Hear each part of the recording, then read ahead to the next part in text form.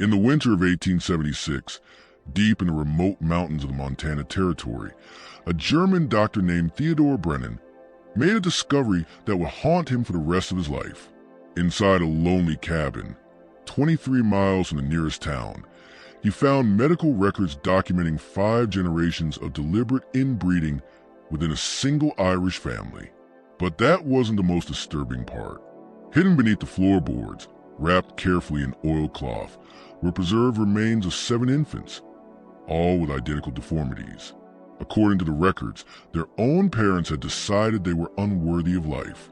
For over a century, the Donnelly family had been practicing selective infanticide, eliminating any child born with visible defects in order to preserve the illusion of normalcy. What Dr. Brennan uncovered next would shake the foundations of the medical community, challenging everything they thought they knew about heredity, family loyalty, and the terrible lengths people would go to protect their bloodline secrets. The evidence suggested this wasn't just frontier madness, but calculated genetic experiment, refined over generations, spanning 2 continents and nearly 100 years of carefully concealed family practices.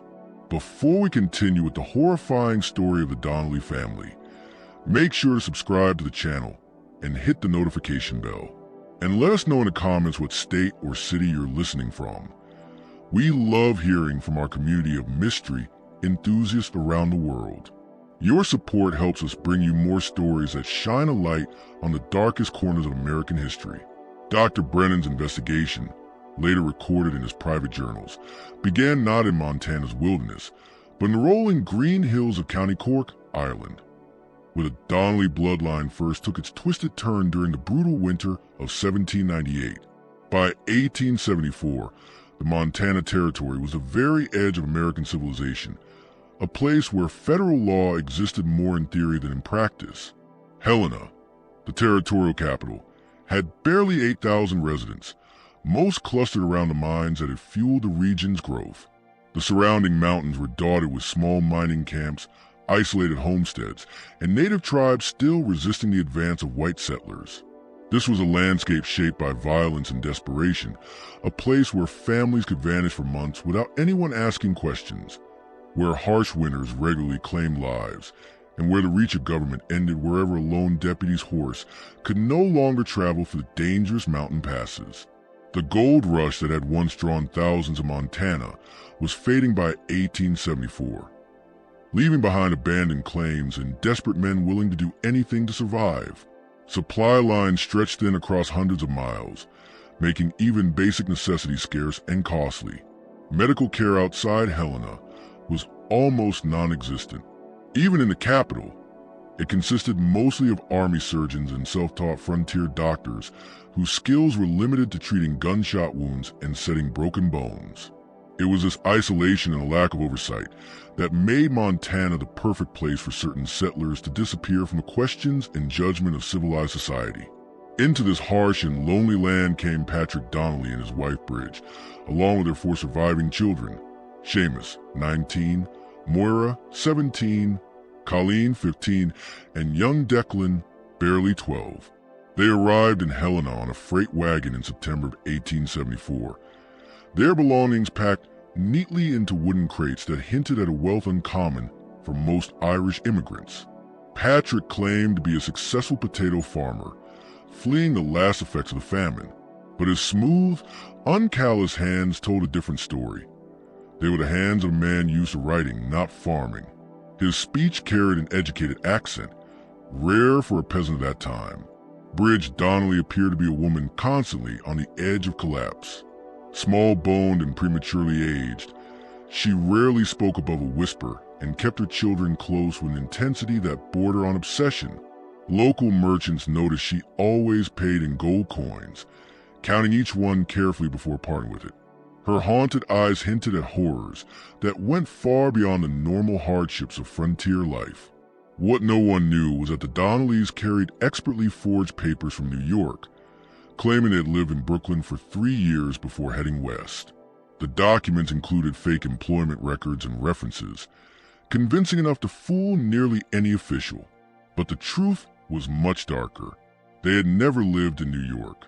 They had fled Ireland after a scandal that nearly destroyed their entire community, a scandal involving their local parish priest, who uncovered what he called an abomination against God and nature. Father Michael O'Sullivan, usually known for his discretion, was so horrified by what he discovered about the Donnelly family that he threatened excommunication and exposure to the British authorities. His normally steady hand shook as he wrote his final warning to Patrick Donnelly. What you have done in the name of bloodline purity is a sin that cries out to heaven for vengeance. Leave this parish at once, or I will make sure every soul in County Cork knows the truth about your family's abominations. Patrick wasted no time. He purchased 160 acres of remote mountain land from the Territorial government, paying in gold coins, a common currency in a region full of former miners. The land sat in a narrow valley between two. The land Patrick purchased sat in a narrow valley, bordered by two steep ridges and reachable only by a dangerous mountain trail, one that became completely impassable during the harshest winter months. The family's isolation was absolute. Smoke from their chimney couldn't be seen from any neighboring homestead, and their nearest water source, a spring-fed creek, flowed only during the short summer months before freezing solid for nearly half the year. It was the perfect place for a family desperate to disappear. But this remoteness also presented serious challenges, testing even the most carefully laid survival plans. At that altitude, the growing season lasted barely 4 months. Producing enough food for winter survival required skill and precision. A single night of extreme cold could kill livestock, and the psychological weight of total isolation for half the year had driven many frontier families to madness or worse. Yet the Donnellys built their homestead with the confidence of people who had faced such challenges before. Patrick and his sons constructed a sturdy log cabin with thick, heat-retaining walls, tiny windows to prevent heat loss, and a clever system of interior partitions that could be sealed off during the coldest months. The design hinted at knowledge well beyond that of the average frontier settler, either experience with harsh climates or advice from experts before arriving in Montana. Bridge and the girls prepared for their first Montana winter with military-like precision. They preserved meat using advanced techniques, cultivated crops chosen specifically to grow in poor soil in short seasons, and rationed supplies with mathematical accuracy. Not something you'd expect from supposedly uneducated Irish peasants.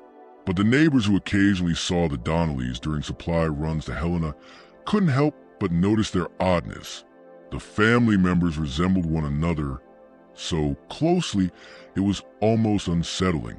They all had pale blue eyes, sharp angular features, and unusually long fingers, giving them a strange, uniform appearance. The children were equally uncanny. They were intelligent and disciplined for their ages, but wary of strangers and unerringly submissive to their parents, a submission that felt more like fear than respect. The most disturbing accounts came from Jake Harrison, the Territorial mail carrier who made monthly trips through the mountain settlements. He reported overhearing the family's conversations, often spoken in Irish Gaelic, and even when they switched to English, their words were troubling. Talk of keeping the bloodline pure, of strength coming from proper breeding, and of the sacrifices required for the family's advancement. These were not the worries of ordinary frontier settlers struggling to survive. The first undeniable sign that something was very wrong with the Donnelly family came in March 1875, when the thaw finally opened the mountain passes after 6 months of complete isolation. Jake Harrison, making his first mail run since October, arrived at the Donnelly cabin and immediately sensed something had gone terribly wrong during the long winter. The cabin showed fresh alterations, new boards covering suspicious holes in walls, freshly packed chinking in logs, and evidence of digging in the frozen ground around the homestead. And then there was a smell, a sickly, sweet odor Harrison recognized instantly from years of frontier experience. The lingering stench of death. Bridge, Donnelly met him at the door, and Harrison barely recognized her. The woman who had arrived 6 months earlier, nervous but healthy, was now gaunt, hollow-eyed, and trembling. Her clothes hung loose on her thin frame, and gray streaks had appeared at her temples. "The winter was difficult," she whispered, her voice cracking as if unused for weeks. She shot a nervous glance back toward the cabin. We had complications. Inside, Harrison found the family in the middle of a difficult birth. Bridge was in labor, attended only by her teenage daughter, Moira. What he saw that afternoon would later become key evidence in understanding the family's dark history. The scene was chillingly methodical, as though they had done this before. When the infant was delivered, Harrison saw immediately that something was wrong. Its spine was twisted into an unnatural S-curve, its left arm ending in a malformed hand with only 3 fingers. Its head was disproportionately large, the forehead sloping in a way that suggested severe developmental issues. The baby struggled to breathe, its cries weak and muffled. But what horrified Harrison most was the family's reaction. There was no panic, no grief, no desperate attempt to save the child. Instead, Patrick and Bridge exchanged calm, meaningful looks and spoke to each other rapidly in Gaelic. Not with fear, but with the tone of people discussing a familiar procedure. "The child won't survive the week," Patrick said coldly, though the infant's cries, though weak, showed it was still alive and fighting. "The mountain air is too harsh for one so delicate. It's God's mercy. Better to take them young than let them suffer." Harrison offered a ride to Helena and bring a doctor, insisting that even severely deformed infants sometimes survive with proper care. But Patrick refused, his pale blue eyes hardening with an authority that allowed no argument. "We know how to handle our own troubles," he said, resting a firm hand on his wife's shoulder. "It's the Lord's will. Some children aren't meant for this world," and interfering with divine judgment. Steep ridges, a mountain trail so dangerous it was impassable for months. Smoke from their chimney couldn't be seen by a single neighbor. Even water was scarce. The spring-fed creek froze solid for half the year. This was exactly what the Donnelly family wanted, complete isolation. But the mountains demanded a price. They had just 4 months to grow enough food to survive winter. One mistake could mean starvation, and the loneliness had driven many frontier families to madness. Yet the Donnellys seemed prepared. Patrick and his sons built a log cabin designed to hold heat, with tiny windows and hidden partitions to survive the brutal cold. Bridge and the girls preserved meat, rationed every supply, and grew crops made for poor soil and short summers. But neighbors noticed something strange about them.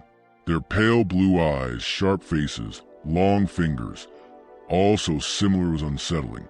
The children were unusually smart, disciplined, but there was fear behind their obedience.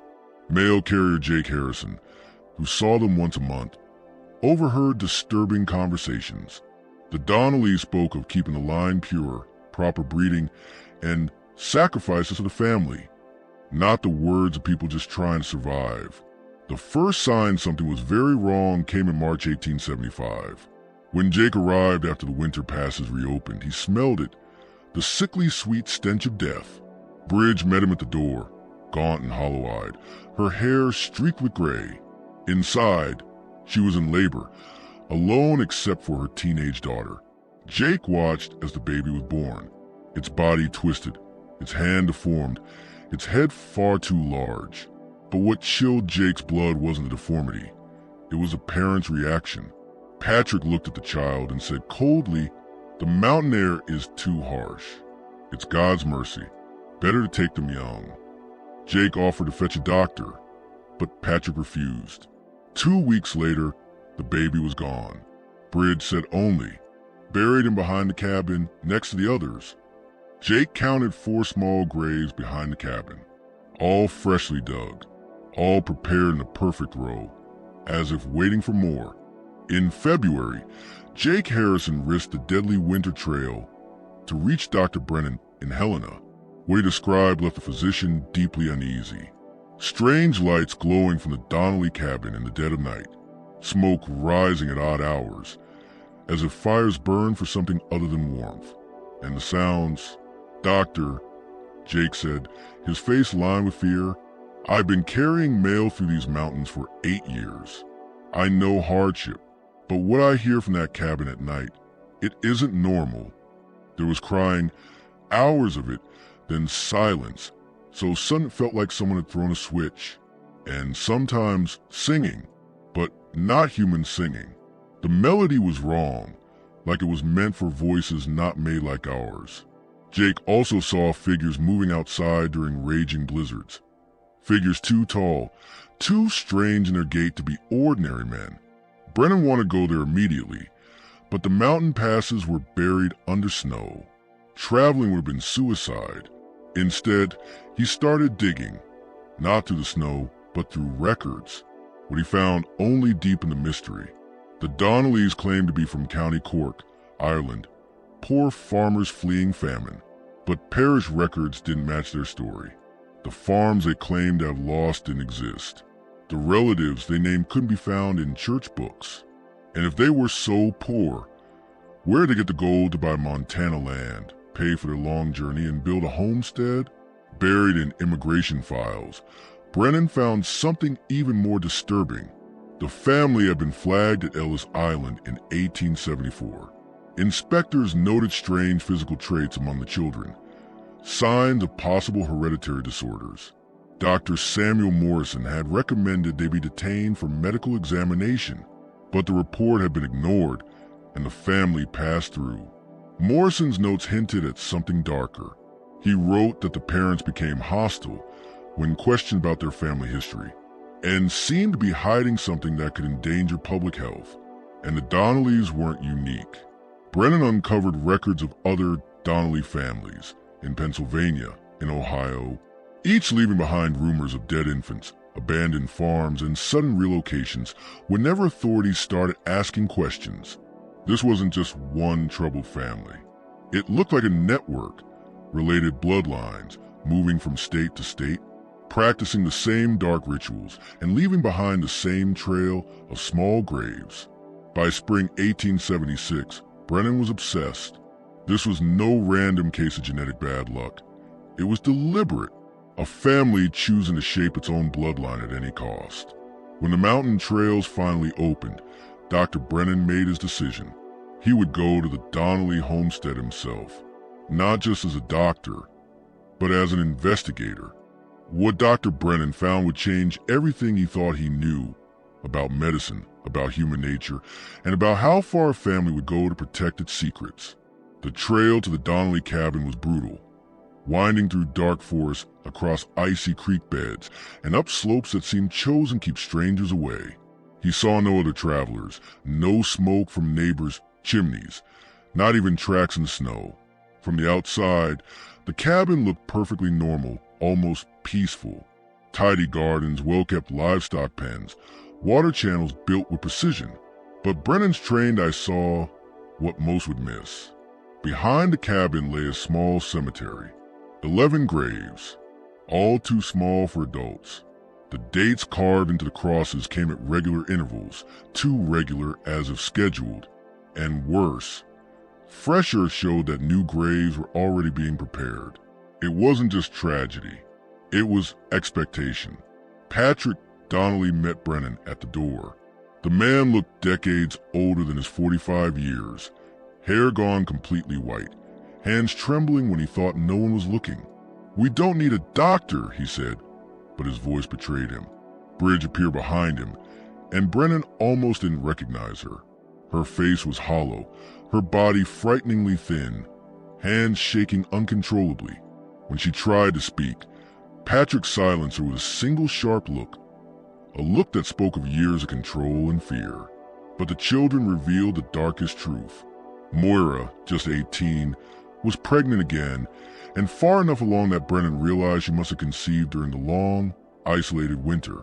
Colleen, at 16, looked and acted far older than her years, her body showing signs of accelerated development that Brennan knew were not natural. Her demeanor was quiet, obedient, almost rehearsed. Then there was young Declan. Now 13, he had grown twisted. One side of his face underdeveloped, his spine curved, his walk uneven. His long fingers bent too far, joints too loose. Classic signs of hereditary disease. The children moved to the cabin like ghosts, careful, precise, never making sudden gestures, as if every mistake might cost them dearly. Seamus, The eldest son avoided eye contact, his stutter now so severe he could barely form words. Each time Brennan asked a question, Seamus would start to answer, then freeze, as if he just remembered the punishment for speaking too freely. Even the house itself felt wrong. Curtains hung heavy, doors stayed locked, rooms were divided in unnatural ways. Not for privacy, but to hide whatever was happening inside. The cabin seemed alive with secrets, as if every wall was keeping watch. The air was heavy, filled with strange smells, medicinal, organic, and something else, something disturbing. Whatever the Donnellys were doing out here, it went far beyond frontier medicine or food preservation. Brennan was preparing to leave after his first examination when Patrick caught him by the arm. The man's face carried a look of raw conflict, the look of someone torn between keeping dangerous secrets and begging for help. "Doctor," Patrick whispered, eyes darting toward the cabin to make sure no one inside could hear. "If I told you that sometimes God tests families in ways that demand terrible choices, would you understand? Could you help us? Without asking questions that might bring trouble to those already suffering." Before Brennan could speak, Patrick pressed on, voice trembling but resolute. "Our bloodline carries great strength, but also terrible complications. We've learned to manage them through methods passed down from our fathers and their fathers before them. Back in the old country, these methods worked. But here, people ask questions. Questions we can't answer without revealing things outsiders could never understand." The meaning of Patrick's words chilled Brennan. This wasn't just about avoiding gossip. This was about a system, generations of practices refined and perfected in secret, now hidden in the wilds of Montana. 2 months later, Brennan's fears were confirmed. A trapper appeared at his door, exhausted from the mountain trail, carrying a single urgent message from Jay Harrison. "Donnelly woman in bad labor. Something's wrong. Come quick." For the first time since settling in Montana, the Donnellys had asked for outside help. Whatever was happening in that cabin was beyond their control. Brennan rode through sweltering July heat, reaching the valley just as the air turned heavy and oppressive. Inside the cabin, the atmosphere was worse, suffocating, thick with the smell of sweat, blood, and something sickly sweet that set every alarm in Brennan's mind ringing. Moira Donnelly lay in the back room, locked in a grueling labor. But this was no ordinary birth. She was delivering twins, conjoined at the torso, sharing vital organs. In 1876, there was no hope of separating them. Yet what froze Brennan's blood wasn't the medical impossibility. It was the family's reaction. No panic, no prayers, no cries for mercy. Patrick and Bridge moved with cold precision, as though following a protocol they knew by heart. Seamus and Colleen readied instruments that had nothing to do with celebration, tools meant for swift, decisive action. One of the infants was stronger, the other fading fast. Both could live for days, maybe weeks, if cared for. But Patrick's question was clinical, almost attached. "Doctor, can they be separated? Is there any way to save one?" As Brennan examined the twins, his gaze fell on something on the bed, leather-bound journals. He opened one and felt the room spin. Page after page of drawings. Decades of records. Sketches of babies with cleft palates, missing limbs, twisted spines. Notes in English and Irish Gaelic describing what had been done in each case. Remedial measures, quality of life assessments. This wasn't just tragedy. This was documentation. A generational study of birth defects. And a chilling record of the choices the Donnellys had made. Bridge saw Brennan staring at the journals, and for the first time, she spoke. Her voice was low, but carried the weight of generations. "The bloodline must be kept pure," she said. "Weakness cannot be allowed to spread. Our family learned this truth the hard way, back in the old country. What outsiders see as cruelty is actually mercy, mercy for the children who would have suffered and for the future of the family line." Her words were spoken like scripture, but what she described was no faith Brennan recognized. It was eugenics, a cold, calculated belief system that treated human life like livestock, to be culled and refined. The journals told the full story. Detailed genealogical charts traced the Donnelly bloodline back 5 generations, showing a pattern of deliberate inbreeding. Cousins marrying cousins, all carefully planned to concentrate the strongest traits. Patrick and Bridge weren't just husband and wife. They were first cousins, continuing a tradition that had begun in Ireland, when Patrick's great-grandfather became convinced that the Irish people could be perfected through selective breeding. He had studied livestock breeding techniques, applying them to his own children, and defended it with twisted interpretations of scripture. At first, the family celebrated what they believed were improved children, taller, stronger, with sharper minds.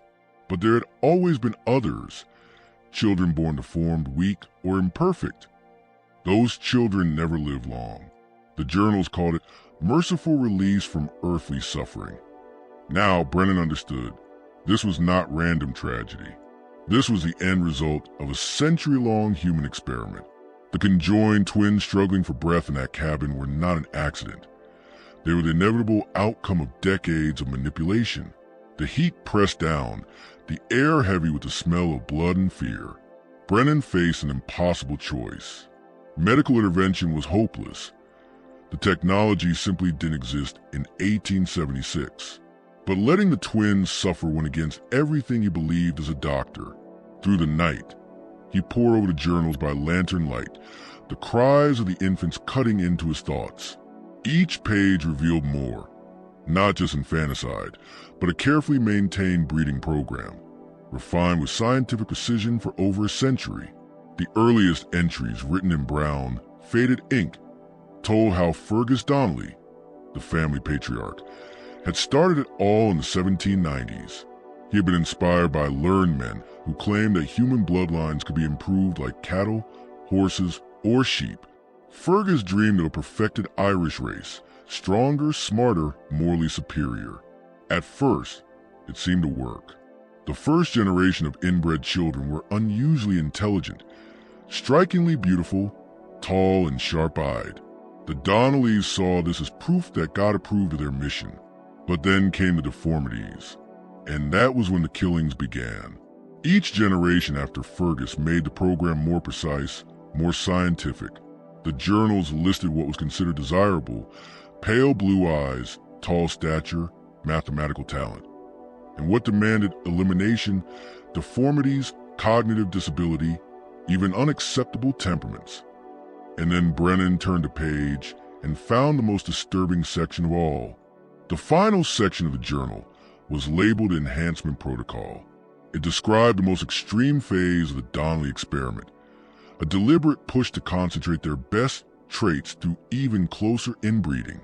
Patrick and Bridge were not only first cousins, they were the products of 4 generations of controlled pairings, each one designed to intensify intelligence, height, and physical uniformity.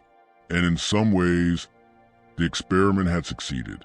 The surviving Donnellys were intelligent. They were strikingly alike in appearance, tall, pale, blue-eyed, almost unervingly symmetrical. But the price had been devastating. Nearly half the children were born with catastrophic defects. The older siblings carried mental scars that would never heal. Patrick and Bridge themselves were physically and psychologically unraveling before Brennan's eyes. This was no longer a family. It was a collapsing bloodline, spiraling toward extinction. Patrick's confession came in a whisper. "My great-grandfather believed he was creating a superior race," he said. "He studied the best horse and cattle breeders in Ireland, men who produced animals of extraordinary quality.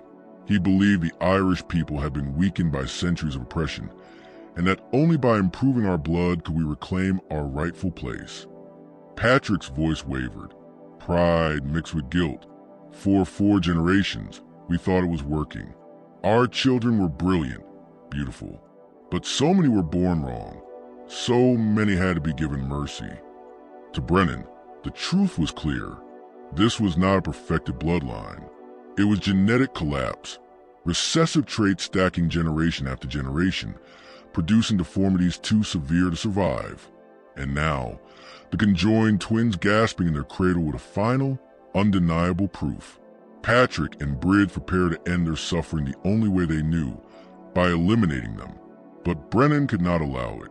For the first time, he saw not just patients, but victims, and he was determined to save them. The confrontation was explosive. Brennan, invoking his authority as a territorial physician, threatened to bring in federal marshals if the family harmed the twins. It was a moment that shattered the Donnelly tradition forever. Despite Brennan's care, the twins survived only 3 days. Their tiny shared heart could not sustain them, but their short lives changed everything. Their death gave Brennan the authority to act. He documented the 11 small graves behind the cabin. He cataloged every page of the journals, every genealogical chart, every note about the mercy releases. The evidence was irrefutable. Over 23 infants deliberately killed across 5 generations, all in the name of genetic purity. Faced with certain exposure and the threat of hanging under territorial law, Patrick finally broke. He told Brennan everything. The experiment had begun in Ireland in the early 1800s with Fergus Donnelly, a man obsessed with the idea of breeding a perfect Irish bloodline. What began as misguided ambition ended in 5 generations of horror, a legacy of death, secrecy, and madness hidden in the Montana wilderness. And now, that legacy was over. The Donnelly family had justified their horrific practices through a twisted combination of pseudoscience, distorted religious beliefs, and early social Darwinist philosophies. They convinced themselves that eliminating defective children was not murder, but stewardship, a path to creating a superior human bloodline. The psychological cost was immense. Patrick suffered from chronic anxiety and depression, as the consequences of inbreeding became undeniable. Bridge endured multiple nervous breakdowns and exhibited severe post-traumatic stress from years of participating in the systematic killing of her own children. The surviving children were deeply scarred, both physically and mentally. Seamus, the eldest, had been forced to participate in these eliminations from the age of 12. His stutter, avoidance of eye contact, and complete mental breakdown reflected trauma so profound that Brennan doubted he could ever function in normal society. Moira and Colleen, conditioned to accept their roles as tools of the family's breeding program, bore signs of sexual abuse and premature psychological development. Young Declan, a living reminder of the family's genetic failures, bore severe deformities and trauma so extreme he eventually vanished into the Montana wilderness, escaping territorial custody without a trace. The legal battle against Patrick and Bridge was unprecedented. The territorial justice system had never faced crimes spanning generations, jurisdictions, and systematic human experimentation. Medical and legal experts struggled to define charges. Defense attorneys argued hereditary mental illness. Prosecutors attempted to document the century-long cycle of infanticide. Neither Patrick nor Bridge would see trial. Patrick died of a stroke under the weight of his exposed legacy. Bridge succumbed to complications during another malformed birth, a grim symbol of the futility of their experiment. Dr. Brennan documented everything meticulously. His report informed early medical understanding of the dangers of consanguinity and systematic inbreeding. Yet, he never published the full horrors, the infanticide, the abuse, the psychological devastation. Fearing society wasn't ready to comprehend the scope of human cruelty. His private journals, found after his death in 1923, reveal a lifetime haunted by nightmares of the conjoined twins and guilt over the children he could not save. The Donnelly homestead was abandoned. The small cemetery, with its neat rows of 11 marked graves and signs of unmarked burials, became a silent monument to the collapse of a bloodline that placed genetic purity above decency, love, and life itself. In the decades that followed, similar isolated communities emerged, showing that the Montana Donnellys may not have been unique. Their story helped shape legal and ethical reforms, child protection laws, oversight of isolated communities, and understanding of the hereditary risks of inbreeding. The legacy of the Donnellys is a chilling reminder. The pursuit of genetic perfection, combined with isolation and fanaticism, can produce horrors unimaginable to the outside world. Could there have been other families who carried similar dark traditions into the frontier? Could such experiments have remained hidden in remote corners of America? We may never know. If the story chilled you to the bone, leave a comment with your thoughts. Subscribe and hit the notification bell to explore more dark mysteries. Stories that challenge our understanding of human nature, morality, and the terrifying lengths some will go to chase a twisted vision of perfection.